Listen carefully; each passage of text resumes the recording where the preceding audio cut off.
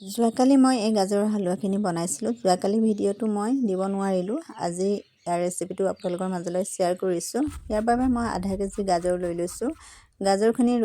গাজৰখিনি ৰুকনিখনত এইদৰে মিহি মিহিকৈ ৰুকি ল'লোঁ। মিহিকৈ ৰুকিলে খাবলৈ খুব টেষ্টি হয়। আৰু ইফালে মই কেৰাহীখন গেছত তুলি দিলোঁ। ঘি দি দিলোঁ 3 চামুচমান সৰু চামুচেৰে।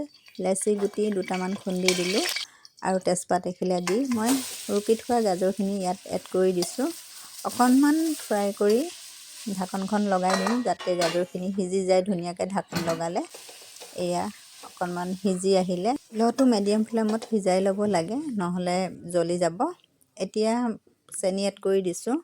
চেনি নিজৰ সোৱাদ মতেই দিব, মিঠা কম বেছি যোনে যিদৰে খায় আৰু। এতিয়া চেনি আৰু গাজৰখিনি খুব ভালদৰে মই ভাজি ল'ম যাতে চেনিৰ পৰা অকণমান পানী ওলাই আহে, সেইবাবে খুব ভালদৰে ভাজি শুকুৱাই ল'ব লাগে। এতিয়া মই 1.5 পোৱামান গাখীৰ এড কৰি দিলোঁ আৰু ড্ৰাই ফ্ৰুটছখিনিও এড কৰি দিছোঁ। এতিয়া গাখীৰ আৰু গাজৰখিনি খুব ভালদৰে লৰাই মই শুকুৱাই ল'লোঁ।